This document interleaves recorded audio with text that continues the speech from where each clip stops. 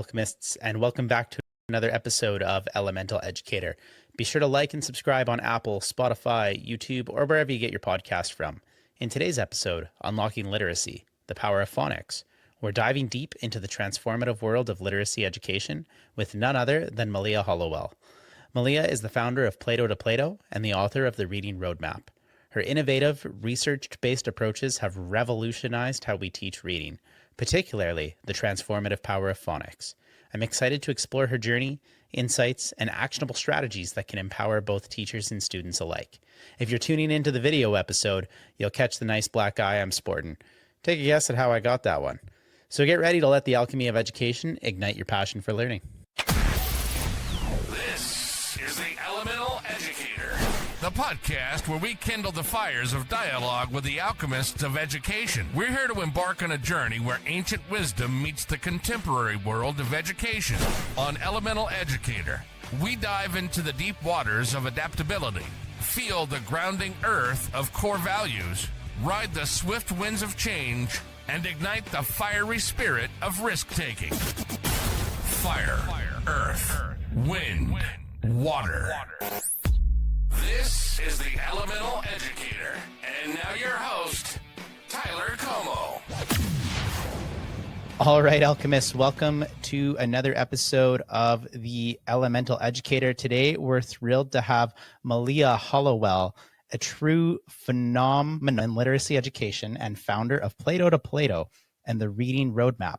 Join us as we explore her innovative, research-based approaches to teaching, reading, and the transformative power of phonics in her methods. So I guess I just want to kick off by hearing your story a little bit. So how did you get to where you are in the education world? I started teaching back in 2003, and I expected that when I walked into my second grade classroom on that first day of school, most of my students were going to be reading fluently. And what I quickly discovered was that was just not true at all. I had more than half of my class that was still struggling to connect the dots and read very basic words like cat or dog. And unfortunately, like so many teachers I know, the world today even, I had only had one reading class. And that class could basically be summed up by our professor telling us that we just had to put interesting books in kids' hands and they would magically connect the dots and figure out the rest. And so I had no idea how to actually support my students, especially those struggling readers. And it haunted me. I would go home at the end of a very long day after staying after hours trying to piece things together. And I just felt tortured. I would lay in bed at night knowing that I was failing my kids. And so that launched me on this 2-decade journey, which brings us to this conversation today, where I've really been obsessed with figuring out how students learn to read the most effective, easiest, brain-friendly way possible so that I can empower other teachers, just like me, with the tools and strategies they need to succeed. So what led you to wanting to get into education in the first place, though? I feel like teaching has always been in my blood. I can remember being 5 or 6 and up all of my stuffed animals and leading little classes. And I was a very bossy 5 or 6-year-old. So I probably wasn't. It's funny. It's funny you say that because I was just talking to somebody and all they talked about was how they were bossy as a kid. So they became a teacher. There has to be a correlation here. There must be. We have clarity about how things need to be, and we need to help There everybody else follow our path. Yeah. So young age, you enjoyed bossing people around and that led you to pursuing education? Yes. Yeah. I just feel like when I think about why I've been put on this planet, being a teacher is one of those core purposes of mine. And so for me, it feels like every day is enjoyable and fun. It almost feels like a hobby because I spend my days now supporting other teachers and helping them be more successful in supporting their students. So I just feel so fortunate to be in the education world. And I know it can be tempting to look at all the things that are going wrong. We're certainly going to dive into some of that with literacy in our conversation today, but there are also so many things going right. And the amazing opportunity that we have as educators to make a positive difference in this world is just too good not to savor and appreciate. And thank you for sharing your why. That's usually the first thing I unpack with everybody is their earth and their core values and what they're rooted in. And you're rooted in making a difference with the kids. You're rooted in making a difference with the teachers. You're rooted in making a difference for the world, which is so powerful. It's your earth and it's your core value. You referenced it. You talked about it being in your element and moving forward with that. It's so refreshing. Every conversation I get to have with people here, it's always about their core value, and then we unpack everything else. With that being your core value, or at least one of your core values, how did that correlate to you shifting towards, okay, I want to take that core value of helping others and put the literacy lens on it? It really goes back to those first days in my second grade classroom. And because another core value I have is that I really feel strongly that my job as a teacher is to help my students reach their fullest potential. I recognized very quickly that not only was I not doing that, but I had no tools or strategies or next steps that would help me get to that place where I could help them reach their fullest potential. And so it was this visceral, just gravitational pull toward trying to figure this out and make it possible for students to learn how to read, because it's such a basic, I believe. I think learning to read is a basic right for all human beings on this planet. And so I am committed to helping our education system get it right for kids. How do you do that? That's a big question. That's like the $1,000,000 question. I think there are really two pieces to it. So piece number one is we have this systemic problem. We have literacy curriculums that are not actually based on research that pinpoints how brains learn to read. That is a problem. We have a lot of teacher training programs that are also not based on research. So all of that is causing the teachers who are in our classrooms every day to be unable to actually support their kids because they're not given the tools and training that they need to be successful. So I think it is a big systemic problem. I think it starts by just getting the brain-friendly tools and strategies into the hands of the people who need it most, which is the classroom teachers who listen to your podcast and are really committed to being their very best self so that they can help their students become their very best self. Now, what you're alluding to, though, is there's this concept called the science of reading, and there's two ways it's been taken. There's the movement, which is not the actual research behind the science of reading, and then there's the science of reading, which is what you focus on. And so I'm hoping you can debunk some things for anybody listening right now. What's the difference between the two, and why is the focus on the actual science, the academics behind how reading works? Why is that more important than this movement? I don't want to diss the movement, so I'm going to be careful about how I word this because I think that there are some really good intentions and some great motivation and some drive there that we need to harness and take advantage of. But actual movement of the science of reading, a lot of it is really based on anger and guilt and shame and frustration and annoyance by educators who feel frustrated that they've been given these curriculums and these trainings, and they're discovering for the first time that those trainings are not based on research. And that understandably can be frustrating. And so I think a lot of the anger that you might see on Facebook posts or Instagram posts rooted in that. The science of reading itself is actually just a different branch of science. So I like to think of it like chemistry, biology. There is the science of reading. And so it's a collection of information that's been gathered by a huge range of different experts, brain scientists, speech pathologists, classroom teachers. All of this information has been gathered and collected over the last 70 years. And what's great about it is it helps us start to pinpoint how brains learn to read so that we can very quickly see this strategy works. We know that it has a positive impact on students' learning. This strategy over here doesn't work. Let's stop doing that. Let's stop wasting students' time. Let's stop wasting our teaching time. And let's replace that with something that actually is evidence-based and effective. Thanks for sharing. And for the record, I think anytime people are talking and celebrating reading, it is a good thing. So the movement behind science of reading as well, we're still talking literacy. We're still talking reading. There's nothing wrong with that. We're just actually getting down to the nitty gritty of what it actually looks like.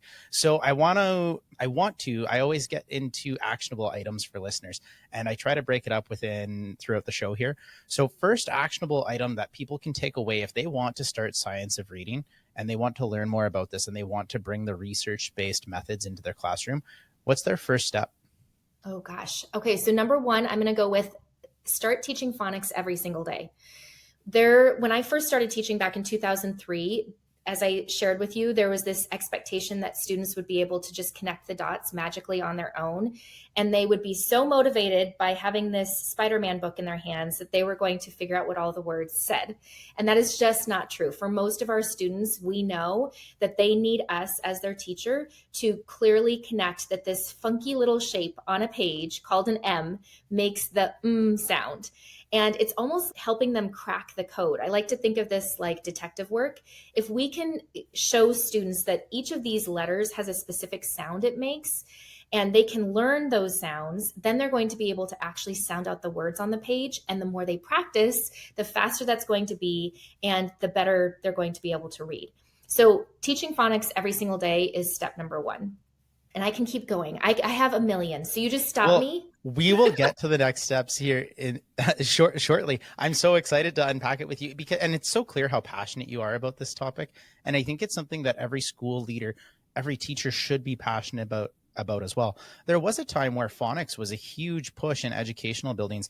And then all of a sudden we changed to just sight words and memorizing, all of these words phonics doesn't work for, but they do. There's some nuances, there's some exceptions, but sounding things out works actually for the majority of the English language. And there's a small portion of words where maybe it doesn't work, but it can still help you get most of it figured out.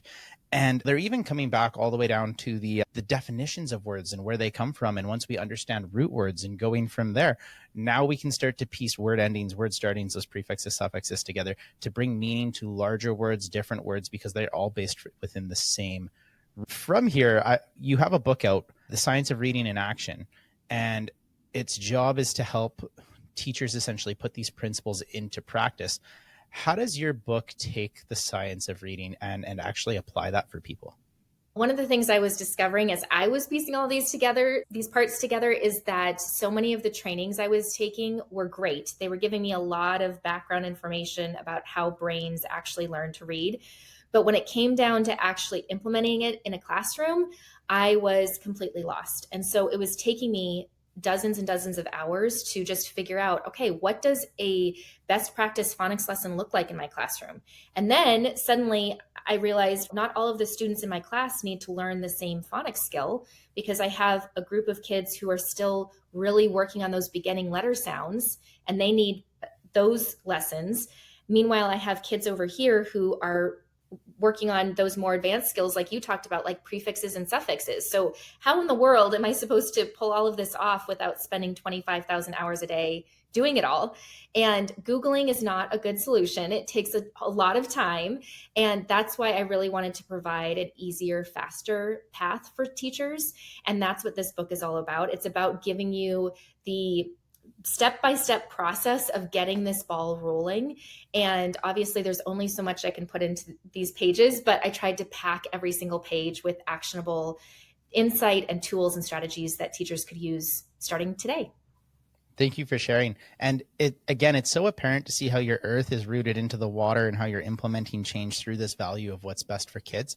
And the best way to engage water in implementing a change is to start slow and to get a little stream going that can build into a big flow. And like we said, starting by going back to something basic like phonics, it's so fundamentally rooted in that's what's best for kids. That's a core value. That's putting the kid first.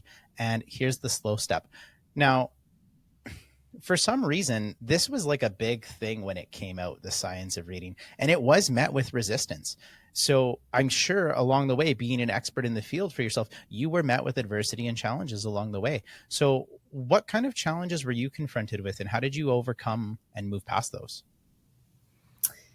Ooh, there are really two. I would say, first of all, there's this myth that this is just another pendulum swing. And I think that is one reason why people are very hesitant to go all in on the science of reading. They have lived through so many of these pendulum swings where, as you mentioned, we used to be told phonics is the way to go. And then they said, absolutely not. Phonics is not king. We need to have kids memorize these sight words. And so there have been such big shifts over a teaching career that a lot of teachers just feel like this is another one of them. And to that comment, I always say this is not another pendulum swing. The pendulum has stopped.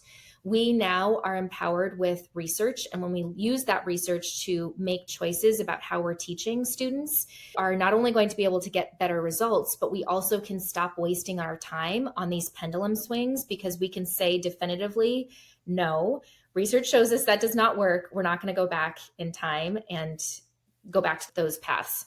And then the second thing that's coming to mind is there is a thought around the science of reading that you have to get it right every time. And I know, even I'm considered quote unquote a science of reading expert. There have been so many times where I have made mistakes. I have mispronounced a sound when I'm teaching a phonics lesson, or I have taught a spelling rule and I forgot the exceptions. If I'm teaching the f sound and I say it can be spelled with F or PH, and then you realize, wait a second, it also could be spelled with F or GH, and like words like cough.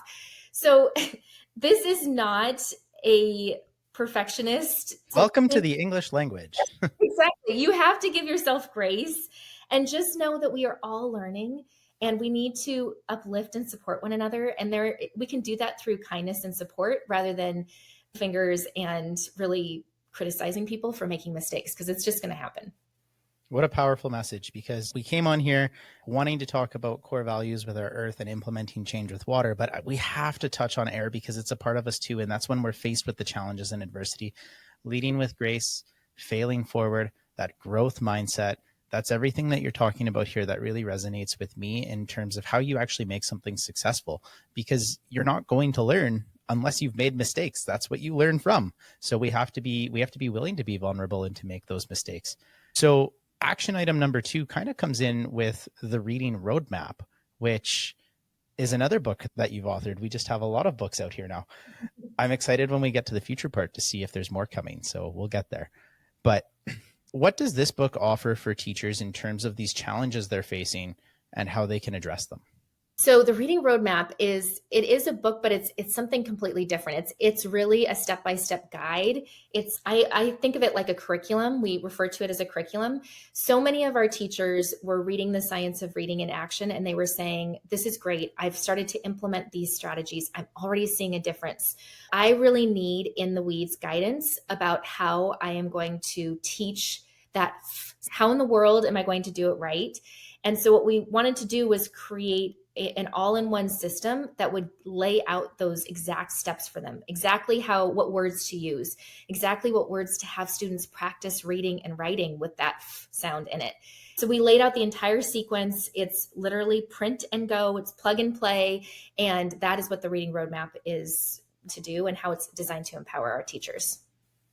Just a powerful tool for everybody to start doing things. I might have to read that myself because go back to it actually. I have a 2-year-old at home who likes to call water wah-wah, and I got to work on that t sound and get them to really drive home the T's.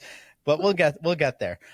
I'm hoping we can just celebrate for a moment. And is there a success story that comes to mind where you saw the impact of your program on students or teachers? We get stories every single day, and that is really what lights our team up. We actually celebrate them every week because our reading roadmappers we have a membership called the Science of Reading Formula. Our Science of Reading Formula members, they are sending us messages every day about sometimes very small teaching wins that are going to have profound impact on a student's life. Like, for example, we had a teacher reach out to us 2 days ago, and she said she'd been working with one of her students for months and months, just trying to sound out CVC word, like the word cat. And when she realized that she had to assess this child's learning, she discovered that the child was actually missing a couple of their phonological awareness skills. So they weren't even hearing the sounds in the words that she was asking them to sound out. And so she went back, she practiced those phonological awareness skills, she filled in the holes. And now 2 or 3 weeks into the reading roadmap program, she is actually having this child sit down with her. They're reading those CVC words. And what's even more exciting is they're excited to sit down with her and practice because they know that they can be successful and they feel empowered as readers. And that's what we want. We want this to feel fun and exciting for kids too. So how do you share that message with teachers and kids who are all growing at different rates and learning at different paces? How do you share that message and really instill that the earth is about them and their individual growth? Differentiation is another of my core values. You're hitting on all of them. And I just believe so strongly in my core that we have to meet students where they are starting their journey with us. We can do that very quickly by just giving them a quick assessment. And testing has gotten such a bad rap in the world of education.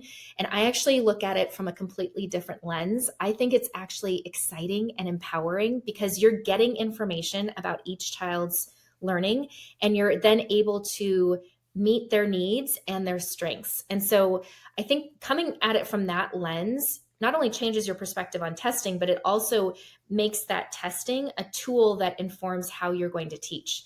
So I'm hopeful that other teachers we can start a movement. We could start the differentiation movement. And There it teachers is. are excited.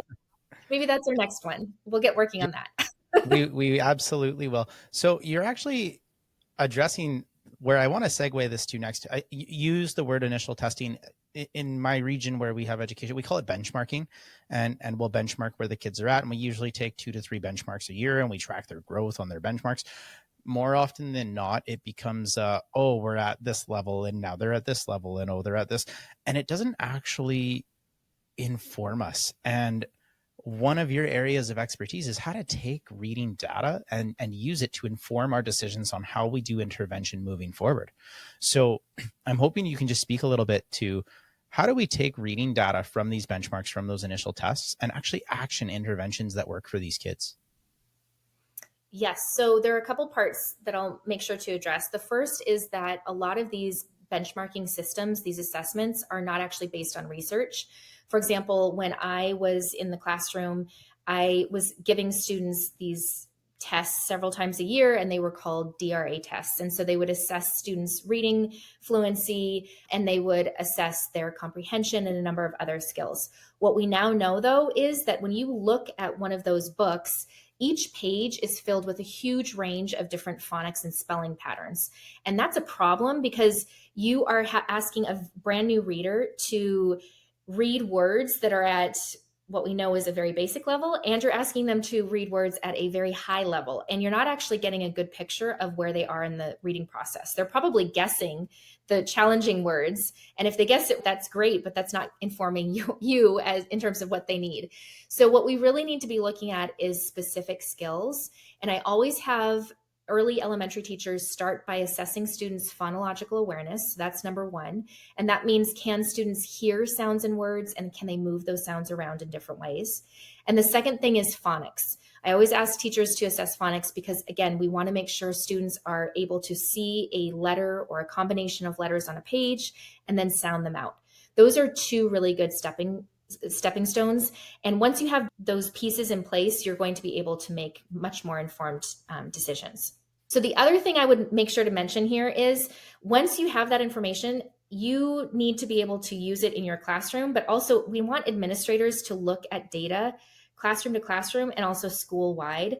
So I would encourage any administrators who are listening to look at each classroom, see what kind of growth your teachers are getting.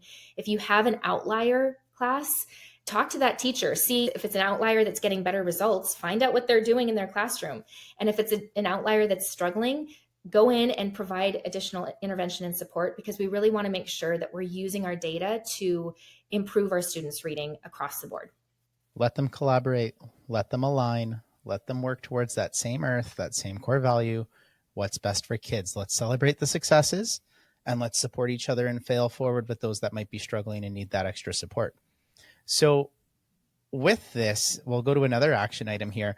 What do you believe is the most critical element of professional development for teachers? But I'm also, because you went there, I'm going to throw administrators out there too, particularly when it comes to reading instruction.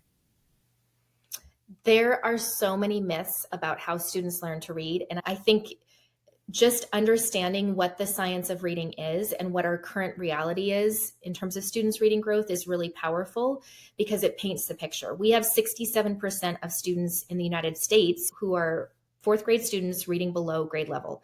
That's awful. That's unacceptable. And so we know that the literacy curriculums we're using, the teacher training programs that we're providing are not actually working for students.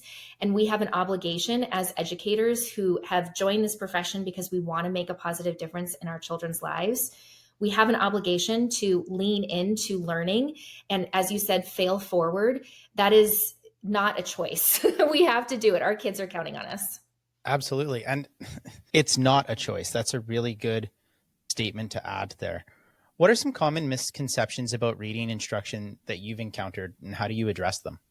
Oh boy, there are so many. So, number one, there is a common misconception that students just need to see a word 500 times and then they're going to memorize it. I know I used to believe that too. I would give my students sight word flashcards and I'd have them drill those flashcards 500 times at home and at school. And what we now know is that we can help students learn those words so much faster by making just a couple of small tweaks, like taking those words and sorting them by spelling or phonics pattern. Instead of asking kids to memorize 5 very different words that have very different phonics and spelling rules each week, just sort them. And when you're teaching a short A lesson, have them practice short A words like and, can. And just making that one tweak is going to help, but also having kids focus in on the sounds that those words have is going to help them too. So reading is not visual. It is much more of an auditory listening skill. And so when we can help kids really focus in on the sounds in the word and, and then we can have them connect each of those sounds to the letters, they're going to be much more successful than trying to do it in reverse, where they're just memorizing the letters and trying to connect them to the sounds. And why that's so important is when we memorize, we're eventually going to forget, or it's going to take us longer to recall. But if we're given the framework that we just apply things to, that framework can stay forever. It's easier to memorize one set of framework than it is to memorize thousands of different words. So absolutely, that framework is so important. A little shift here, though, because this has led you to something much bigger than just a social media movement, but I'm going to call it your own social media movement. What led you to start Playdough to Plato? I started Plato to Plato back in 2011. I was on maternity leave with our second son, and I missed being in the classroom so much. I missed having that impact on a daily basis. And so, just on a whim to keep my professional brain engaged, I started a blog. Blogging was very cool back then, kind of like podcasting is now. It's probably It's still still cool. cool. It's Yeah, still it's cool. still cool. It's still cool. And so I started a blog called Plato to Plato. And I quickly had teachers reaching out to me and saying, this activity that you're doing with your 3-year-old is great, but I would love if you could make it a printable that I could just print off and make 25 copies of for my class. And so that has led us all these years later to me having a team and having social media presence and platforms. And yeah, I love getting to support teachers every day. So as you're doing that process from 2011 to now, how are you staying updated with the latest research in literacy education? Am reading journal articles. I am reading books as they come out. I am even using social media. Social media gets a bad rap because on one hand, there can be a lot of misinformation, but on the other hand, you also can be at the forefront of new information as long as you're following trustworthy resources. And so there are a handful of accounts that I trust, and I'm always learning new things from them. And so I think that it's a reciprocal back and forth. And yeah, there's just so many great sources out there because we have the internet. And I think staying away from social media and Google is a general statement for the mass population. But when you're trained either through a master's program, your own research, your own backing on how to look for predatory journals or how to look for false information out there, it's okay to sift through social media. It's okay to sift through what's posted online and take a look and then actually analyze it for yourself on, okay, is this legitimate or is this not legitimate? What's next for Plato to Plato? Oh boy, you're going to ask me to spill my secrets. I think Not all of next, them, just the good ones. just the good ones. I have, gosh, things. One of the things that we have working in the pipeline is a podcast. So we want to put out just a series of episodes where we can help people dive into the science of reading in really manageable, bite-sized ways and hopefully get them excited and move that movement in a positive direction. So that is coming down the pipeline. We are working on creating more resources, expanding our reading roadmap to grades beyond second grade. We just have a whole lot that is coming in the works. Stay tuned for another podcast. Hey, that's the new cool thing, right? There we go. So, how do you envision the future of literacy education, and what role do you see Plato to Plato or your own work factoring into that? So, the future of literacy education is bright. We have the information, and now we just have to encourage and motivate people to embrace it and make it easy for teachers to embrace it. And that's really what we are doing in our world. And in terms of my role, I feel that I'm committed to continuing to motivate and inspire teachers to make this shift and make it really manageable and exciting and fun for them. I hope that my enthusiasm about this is palatable. I hope that people can get so excited that it can be a little much, but I think that it's also really inspiring to see that there's just so much opportunity for us to improve and grow as educators and make a positive difference in our students' reading. And high expectations are actually an act of love, where low expectations are an act of apathy. So you having your enthusiasm and your passion, you're setting high expectations, not just for yourself, but for everybody that you encounter, hoping that we can bring some greatness out of everybody. We can get rooted in the same earth value of this is what's best for kids.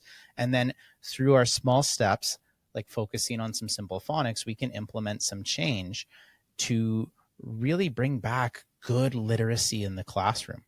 This movement is very important, but it only matters if people care. So how are we building urgency around the science of reading and your literacy initiatives? Things that we are doing is we are reaching out to administrators. We have started promoting on LinkedIn because we know that's where a lot of administrators live. We are spending time really informing people about our current realities with data. Again, the 67% of fourth graders who are reading below grade level, that is not acceptable. And I think that when people hear that, very often they're shocked and surprised because they had no idea that the problem was as bad as it is. And when you see the numbers and you realize that every single one of those numbers is a child we are failing, it is motivating intrinsically. If you are in this profession to make a difference in kids' lives, you are motivated to change things and do better for them. I want to flip the script a little bit because we've talked about the kids below grade level, the kids struggling, the teachers struggling, the leaders struggling. What advice are you giving to those that are thriving? So that's awesome. We want that. We want more of those kids who are thriving. And there are two pieces here. Number one, we want to make sure that we are not just abandoning them and holding them back from continuing to reach their fullest potential. When we say we want every child to reach their fullest potential, we really mean every child, even those students who are outliers and are more advanced than the rest. So the best way that we can do that is by pinpointing their needs through assessment and then teaching them their just right skills. So it's the same process whether you are working with struggling readers or advanced readers. We need to figure out what they know, and then we can figure out what their next step is. So that is certainly an important component. And the other thing that I want to make sure to mention here is that when we think about advanced students, so often we think that the solution for them is having them teach the rest of their class. That is not actually providing any additional growth for them on a big scale. It is inhibiting them from learning new things. So what we want to do is we really want to make sure that we as teachers are providing that explicit instruction to every single child in class, not just the students who are struggling or in the middle, also for those advanced kids who are ready for more. So where's the balance between this big focus on literacy, but also hitting every other outcome that's in every other curriculum?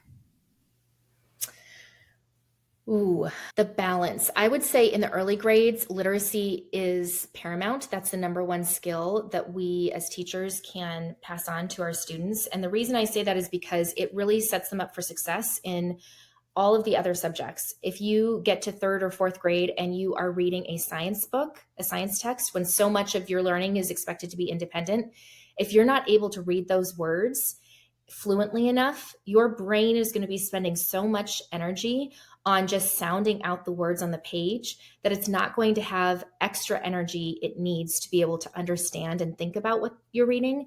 So the early elementary, and I define that as pre-K, kinder, first and second grade, I think our paramount focus needs to be literacy. Absolutely. Literacy, and in most places too, there's a big push for it to be numeracy as well. both very different languages if we want to get into the talk of math as well, but that's not the focus here. In terms of your own career and your own development, what has been the most rewarding aspect of your career so far? The most rewarding aspect happens every day when we get a note from a teacher who is telling us their success story, because what I know is that one success story from today is just the beginning. It's just the tip of the iceberg.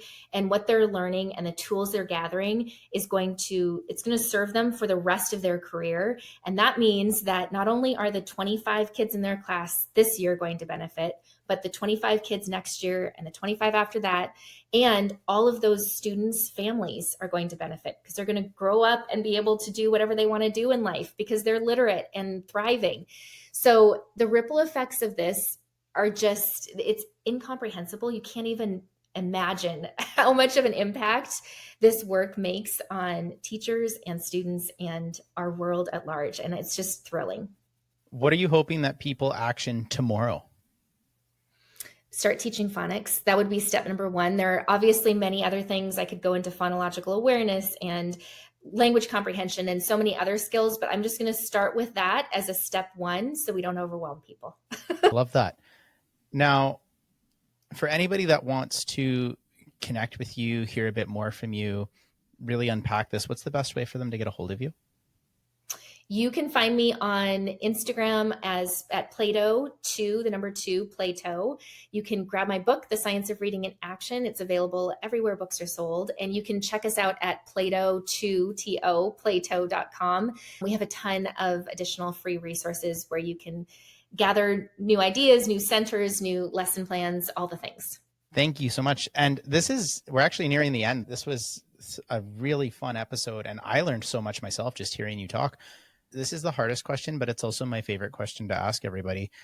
What advice would you give to anybody listening right now that's either in education, a parent, a leader, not involved in education anyway? What advice would you give them to support what you're trying to do? An investment in the science of reading today is an investment in our future. We have the opportunity to change the path, the trajectory of our students' lives forever by giving them the easier, brain-friendly way to read and write. And we, as adults who are tasked with actually taking care of kids and setting them up for success, we have an obligation to do what is right for them and lean in, fail forward, do all the things that we talked about, give ourselves grace, make mistakes, and have a growth mindset. But we really have to embrace the science of reading. Our kids are counting on us. You've been listening to the Elemental Educator. Our aim is to illuminate optimal educational practices on a global scale. And second, we want to shine a light on the expertise and knowledge that Tyler brings to educational institutions. He's not just a talking head. He's a practicing educator, a school principal, armed with a master's in educational administration, and on the brink of completing his doctorate. We hope you've enjoyed the show. Make sure to like, rate, review, and subscribe. We'll be back soon, but in the meantime, find us on Instagram, Facebook, and X at Elemental Educator. And to contact us, fire off an email. See what I did there? Fire off. Okay. Send an email to elementaleducator@gmail.com. See you next time on the Elemental Educator.